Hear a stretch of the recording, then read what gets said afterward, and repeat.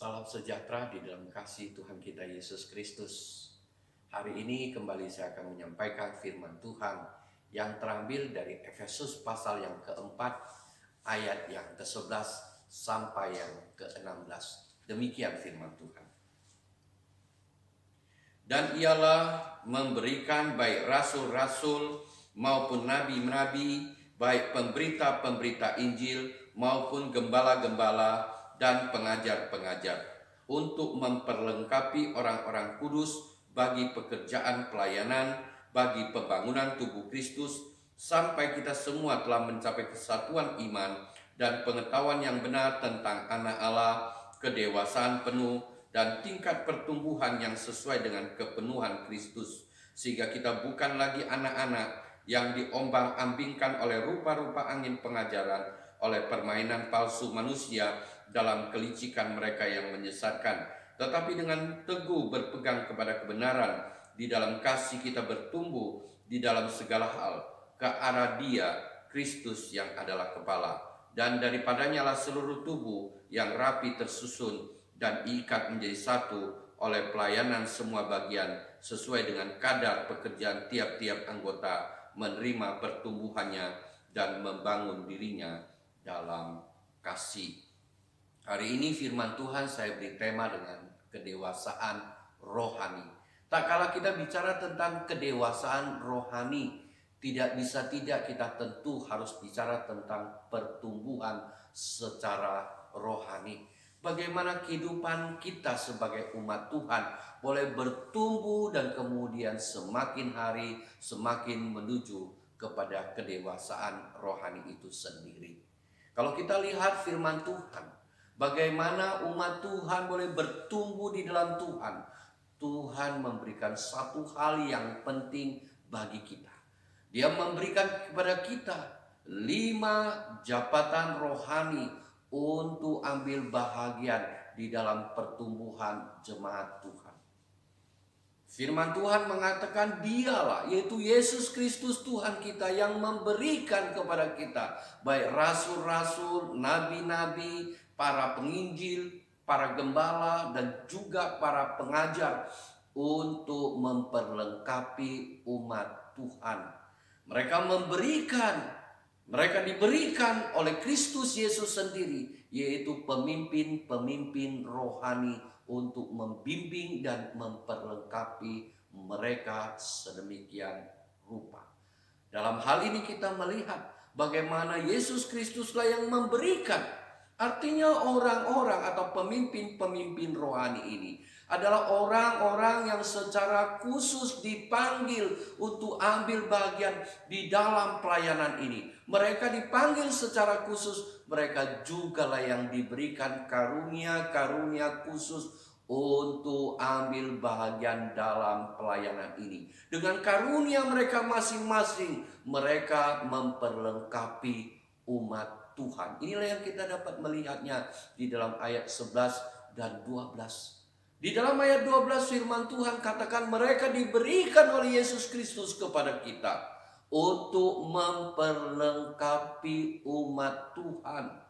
Untuk memperlengkapi dalam hal apa? Yang pertama kita dapatkan adalah untuk memperlengkapi mereka dalam pekerjaan pelayanan. Dan yang kedua adalah memperlengkapi mereka ambil bagian untuk membangun tubuh Kristus.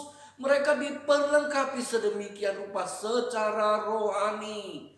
Karena mereka masing-masing, umat Tuhan secara masing-masing juga telah diberikan karunia-karunia masing-masing. Oleh sebab itu mereka diperlengkapi secara rohani, yaitu satu perlengkapan untuk mereka menyadari sedemikian rupa mengapa mereka harus melayani, dan tuntunan-tuntunan rohani yang lainnya firman Tuhan diberikan kepada mereka sehingga timbul dalam hati mereka hati yang mengasihi Tuhan, hati yang mengasihi sesamanya, sehingga melalui perlengkapan rohani sedemikian rupa mereka dengan karunia-karunia yang diberikan oleh Kristus melalui Roh Kudus yang berkarya di dalam hidup mereka, mereka diperlengkapi untuk ambil bahagian dalam pekerjaan pelayanan. Dan bukan hanya berhenti sampai pekerjaan pelayanan saja, tapi kemudian mereka juga boleh terlibat dalam pembangunan tubuh Kristus. Jadi dapat kita melihat pembangunan tubuh Kristus tidak hanya sekedar pekerjaan pendeta, tidak hanya sekedar pekerjaan para hamba-hamba Tuhan, tapi di mana Kristus sendiri menginginkan semua umat Tuhan ambil bahagian dalam pekerjaan ini.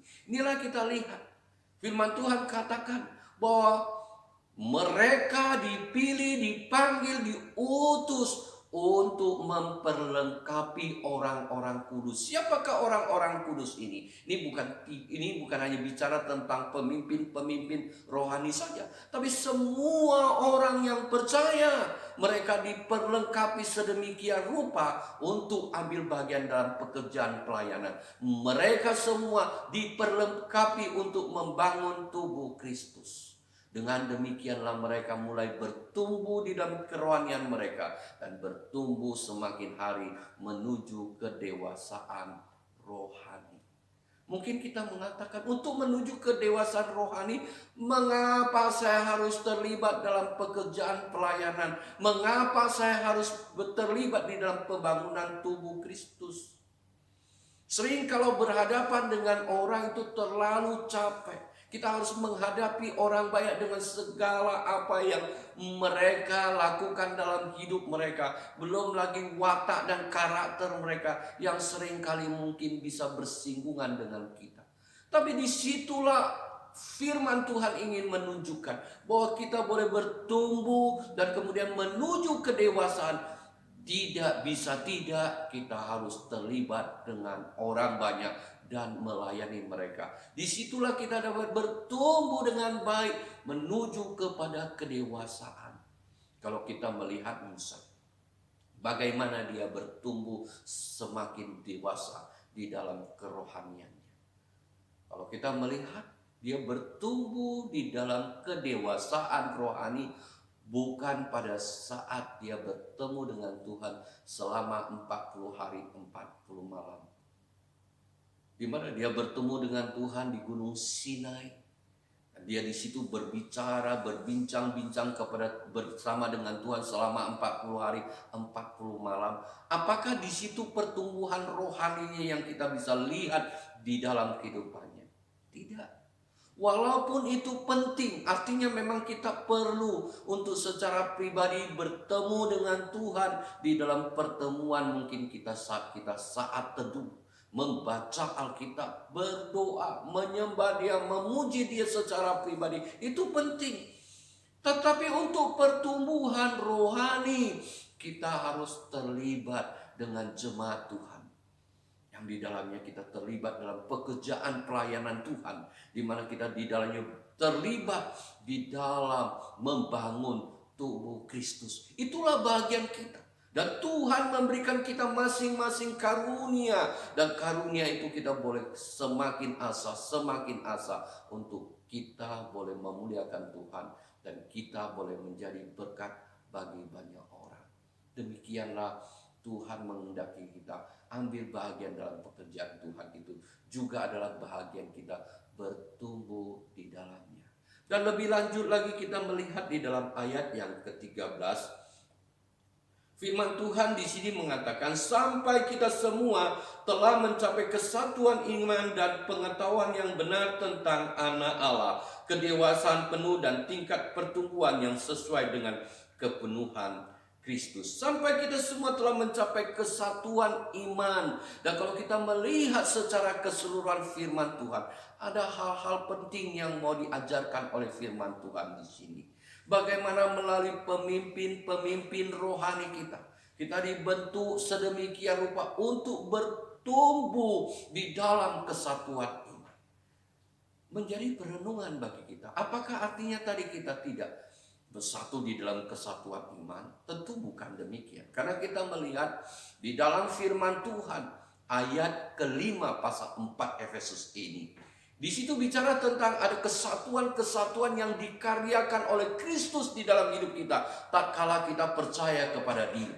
Tak kala kita sungguh percaya di dalam Dia, kita sudah dipersatukan. Satu tubuh, satu roh, satu Tuhan, satu baptisan, satu iman, satu Allah dan Bapa. Di mana situ bicara tentang kesatuan demi kesatuan. Kita sudah dipersatukan, bahkan kita sudah dipersatukan di dalam satu iman. Kalau begitu firman Tuhan di sini tentang kesatuan iman bicara tentang apa? Tentu ada hubungan dengan satu iman juga yang dibicarakan di dalam ayat kelima. Tapi di dalam ayat 13 ini bicara tentang ada pertumbuhan di dalamnya. Kalau di dalam ayat kelima itu bicara tentang satu di dalam iman. Adalah bicara tentang satu iman di dalam Kristus. Nah, kalau kita percaya kepada Dia, kita menjadi satu iman di dalam Dia yang telah mati bagi kita. Dan dimana kalau kita percaya kepada Dia, kita boleh diselamatkan. Inilah satu iman. Satu iman. Iman yang satu itulah yang membawa kita kepada Kristus dan memperoleh keselamatan. Tapi kita tidak boleh berhenti di situ saja. Kita tidak boleh berhenti pada iman yang menyelamatkan kita. Kalau kemudian kita percaya dan kemudian kita mati seperti penjahat di sebelah Tuhan, ya syukurlah. Kita tidak perlu lagi pertumbuhan karena kita sudah meninggal.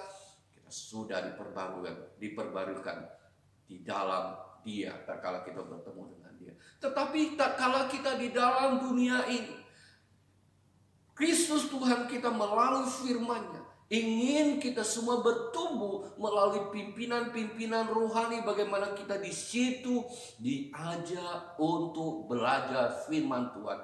Ada penuntutan dari diri kita untuk belajar dari mereka dan juga di dalam kehidupan kita secara pribadi. Sehingga kita bertumbuh di dalam kesatuan iman, yaitu iman yang satu, pengajaran pondasi-pondasi iman melalui firman Tuhan. Kita mengerti firman Tuhan. Pikiran kita diisi oleh firman Tuhan sehingga kita mengerti akan firman Tuhan. Secara logika kita mengerti akan firman Tuhan. Misalnya kita bicara tentang keselamatan, tentang Allah, kita mengerti. Sehingga tak kala ada pengajaran-pengajaran yang tidak benar, pengajaran-pengajaran yang sesat, kita tidak terombang-ambing. Dikatakan di dalam ayat yang ke-14, kita tidak terombang-ambing untuk semua. Bagaimana kita boleh bertumbuh di dalamnya, sehingga kita pengenalannya itu semakin hari semakin baik. Sehingga tak kala ada pengajaran-pengajaran yang tidak benar, kita dapat menangkisnya dan kita dapat bertahan teguh di dalam iman percaya kita tidak terombang-ambing kiri maupun kanan. Kita terus berpegang teguh kepada kebenaran yang satu, kebenaran yang hakiki, kebenaran yang dari firman Tuhan. Tetapi tentu kita tidak berhenti di situ saja. Kita tidak boleh berhenti pada pengertian firman Tuhan hanya sekedar logika kita, pengertian kita secara akal budi saja. Tetapi kita juga firman Tuhan ingin mengajak kita bawa lagi ke dua tingkatan yang lebih dalam, yaitu pengenalan kepada Tuhan lebih dalam lagi dalam hidup kita. Sehingga firman Tuhan itu menjadi firman Tuhan yang hidup di dalam kehidupan kita. Yang tidak hanya sekedar mengisi pemikiran kita, tetapi mengisi hidup kita. Di mana di dalamnya ada pengertian yang dalam terhadap firman Tuhan untuk kita praktekkan dalam hidup kita. Pengenalan yang dalam kepada Tuhan untuk kita semakin mengasihi Tuhan. Dan di dalamnya akhirnya mengasihi sesama. Dan kemudian tak kala kita melakukan firman Tuhan itu, kita tahu karena kita harus melakukannya didorong oleh karena kasih kita kepada Tuhan. Jadi bukan hanya sekedar pemikiran, sekedar logika kita mengenal dan mengerti firman Tuhan, tetapi secara rohani kita bertumbuh di dalam pengenalan kepada Allah yang tidak hanya sekedar logika, tetapi melampaui logika. Tentu dasarnya ada logika-logika di sana, tetapi ada logika yang melampaui logika itu, yaitu hal-hal yang rohani, yang secara personal kita dapatkan tak kala kita bertemu dengan Tuhan Iman di dalamnya kita terus bertumbuh dan semakin dewasa. Sehingga ayat firman Tuhan di dalam ayat ke-13 katakan, sehingga kita mencapai kedewasaan yang penuh, bukan sempurna. Karena kita tidak mungkin tak kala di dunia ini bisa mencapai kesempurnaan. Kesempurnaan adalah tak kala kita bertemu dengan Tuhan. Tuhanlah yang menyempurnakan kita secara manusiawi sebagai anak-anaknya. Tetapi tak kala kita di dalam dunia ini, Tuhan ingin kita mencapai kedewasaan yang penuh. Bukan satu sisi, tetapi di dalam keseluruhan kita bertumbuh. Di mana kita bertumbuh secara akal logika kita, secara firman Tuhan, tetapi juga bertumbuh secara rohani, pengenalan kita yang semakin dalam mengenal Dia, sehingga kehidupan kita dipenuhi firman Tuhan. Kita melakukan firman Tuhan oleh karena kasih kepada Tuhan, oleh pengenalan yang dalam secara rohani, sehingga tak kala kita melakukan firman Tuhan, ada sukacita di dalam kita melakukannya dalam hidup kita. Dan dengan demikian firman Tuhan katakan, kita tidak lagi terombang-ambing oleh pengajaran yang menyesatkan, baik dari luar maupun dari dalam. Dan kita terus kemudian semakin hari semakin serupa dengan Kristus. Itulah yang harus menjadi sasaran kita, di mana kerohanian kita harus bertumbuh semakin hari serupa seperti Kristus. Kristuslah yang menjadi padanan kita untuk kita mengarah kehidupan kerohanian kita. Oleh sebab itu kalau kita baca di dalam pasal keempat, begitu Tuhan, firman Tuhan bicara tentang panggilan, Dia sudah bicara tentang bagaimana kita seharusnya hidup. Firman Tuhan di dalam ayat kedua bicara tentang bagaimana kita harus hidup di dalamnya. Firman Tuhan bicara tentang kita harus menjadi orang yang rendah hati, lemah lembut, orang yang sabar. Inilah yang dilakukan Kristus dalam hidupnya. Tuhan katakan, mari yang letih lesu dan beban berat, aku akan memberikan kelegaan kepadaku. Pikulah yang kupasang dan belajarlah daripadaku, sebab aku rendah hati dan lemah lembut. Firman Tuhan mengajarkan kita untuk menteladani Dia dan belajar dari Dia. Bicara tentang kerendahan hati. Ini bukan bicara tentang kerendahan diri, tetapi kerendahan hati, kesadaran penuh untuk mau melakukan itu. Kesadaran akan Tuhan. Kerendahan hati adalah menempatkan orang lain lebih utama daripada kita, menganggap orang lain lebih utama dari kita, sehingga kita dapat menghargai dan menghormati, sehingga kita dapat melayani Dia dengan baik di dalam pelayanan kehidupan kita. Dan bicara tentang lemah lembut, ini bukan bicara tentang gaya hidup yang mungkin perkataannya begitu lemah lembut, kata-katanya begitu lemah lembut, tampilannya begitu lemah lembut. Bukan itu yang utama. Tetapi bicara tentang lemah lembut adalah bicara tentang di dalam hatinya.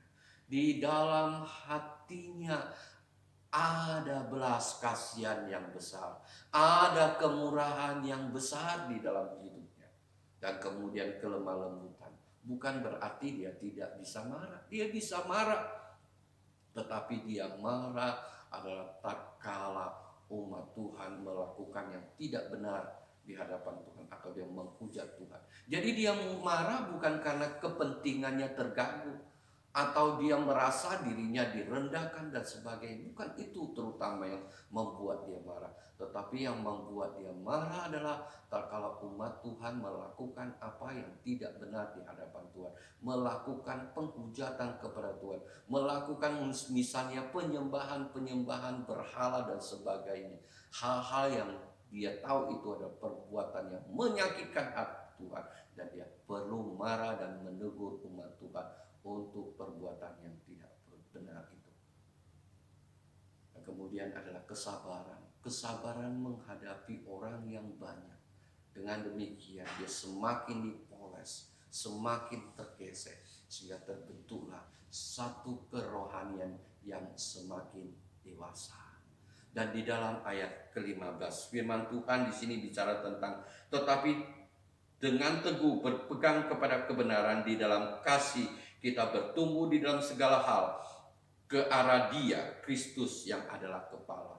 Kembali lagi diingatkan bahwa arah pertumbuhan kita, kedewasaan kita adalah menuju seperti Kristus. Arah tujuan daripada kerohanian kita adalah Kristus yang harus menjadi teladan hidup kita. Karena Dia juga adalah kepala dan kita adalah tubuhnya, di mana kita terus bertumbuh di dalamnya. Dan di sini bicara juga tentang kita berpegang teguh di dalam kebenaran, di dalam kasih. Kalau kita mau lihat terjemahan yang lebih baik di sini bicara tentang adalah menyatakan kebenaran di dalam kasih. Menyatakan kebenaran di dalam kasih. Bagaimana kita menyeimbangkan antara kebenaran dan kasih sedemikian rupa untuk kita bisa menjalani hidup ini menjadi satu kehidupan yang boleh memuliakan Tuhan, yang boleh menjadi berkat. Ada keseimbangan antara kebenaran dan kasih. Kenapa harus ada harus ada keseimbangan antara ini? Karena kalau kita hanya bicara tentang kebenaran dan tidak ada kasih, maka kita akan cenderung menjadi orang yang keras secara rohani. Tak kala orang salah sedikit, kita bisa menghajar dia, menghukum dia karena dia melakukan salah, melakukan hal yang tidak benar dan sebagainya. Dan kita bayangkan di dalam kehidupan jemaat Tuhan yang begitu banyak yang mereka sedang bertumbuh dan sebagainya, dan kita kalau hanya berpatokan kepada kebenaran, maka kita akan cenderung menghukum, bahkan mungkin cenderung menghakimi. Oleh sebab itu kebenaran harus disertai dengan kasih. Inilah yang dilakukan oleh Yesus Kristus Tuhan kita. Dia datang ke dalam dunia ini untuk melakukan itu. Di mana umat Tuhan bahkan semua manusia telah berdosa, dan oleh dosa itu manusia harus dihukum dengan kematian, bahkan kematian yang kekal. Inilah kebenaran. Manusia yang berdosa, kita semua berdosa. Oleh karena itu kita harus dihukum, dan hukuman itu adalah maut, kematian yang kekal. Tetapi oleh karena kasih-Nya kepada kita, firman Tuhan katakan Dia mengutus anaknya yang tunggal. Yesus Kristus datang ke dalam dunia ini mati untuk kita, mati untuk kita, supaya setiap orang yang percaya kepadanya tidak binasa, melainkan beroleh hidup yang kekal. Inilah kasih. Satu segi kebenaran adalah penghukuman yang harus Dia berikan oleh karena dosa kita. Tetapi karena kasih-Nya, Dia mati bagi kita. Dia menggantikan kita, supaya kita boleh memperoleh keselamatan di dalam Dia yang telah mati bagi kita, yang telah mencurahkan darahnya untuk menghapus dosa kita. Dan demikianlah kita terus bertumbuh di dalam Dia, di dalam ikatan-ikatan yang sedemikian yang firman Tuhan katakan di dalam ayat ke-16. Daripadanya seluruh tubuh yang rapi tersusun dan diikat menjadi satu oleh pelayanan semua bagian sesuai dengan kadar pekerjaan tiap-tiap anggota, menerima pertumbuhannya dan membangun dirinya di dalam kasih. Demikianlah seluruh tubuh kita semua tersusun secara rapi dan diikat di dalam satu pelayanan, di dalam semua bagian, sehingga kita semua disatukan di dalam ikatan di dalam Kristus yang mempersatukan kita, dan kita saling mengikat di dalam pelayanan kita satu dengan yang lainnya. Kita satu dengan yang lainnya saling melayani, saling membangun, dan itu mengikat semuanya itu di dalam kasih. Dan dengan demikianlah kita terus bertumbuh di dalamnya, dan semakin hari kita boleh semakin dewasa. Tak kala kita bicara tentang kedewasaan rohani, kita bicara tentang pertumbuhan rohani. Dan tak kala kita bicara tentang pertumbuhan rohani, kita tidak bisa bicara tentang sendiri. Tapi tak kala kita bicara tentang kehidupan kerohanian yang bertumbuh dan semakin dewasa, kita selalu harus terlibat di dalam satu kehidupan bersama-sama dengan jemaat, bersama-sama dengan umat Tuhan. Kita bagaimana bertumbuh di dalamnya, di dalam kesatuan kasih yang mengikat kita di dalam Kristus. Sehingga dengan demikianlah kita bertumbuh di dalam iman dan kerohanian kita, dan demikian kita semakin menjadi umat Tuhan yang dewasa secara penuh. Amin. Kita berdoa. Bapa yang di surga, terima kasih ya Tuhan kami, untuk kesempatan hari ini hamba-Mu boleh menyampaikan firman Tuhan. Biarlah Tuhan yang menolong kami, bagaimana kami terus boleh belajar firman Tuhan dan bertumbuh di dalamnya ya Tuhan, dan semakin dewasa. Kami tahu Tuhan, kami tidak dapat bertumbuh sendiri, kami butuh orang lain. Terlebih lagi kami membutuhkan Engkau untuk membimbing kami melalui pemimpin-pemimpin rohani kami. Tuhan, Engkau tolonglah pemimpin-pemimpin rohani kami, untuk mereka pun boleh bertumbuh di dalam bersama dengan kami, membangun seluruh tubuh Kristus, membangun setiap kami ya Tuhan, semakin hari semakin dewasa. Terima kasih Tuhan Yesus. Inilah doa kami yang kami alaskannya di dalam nama Tuhan Yesus Kristus.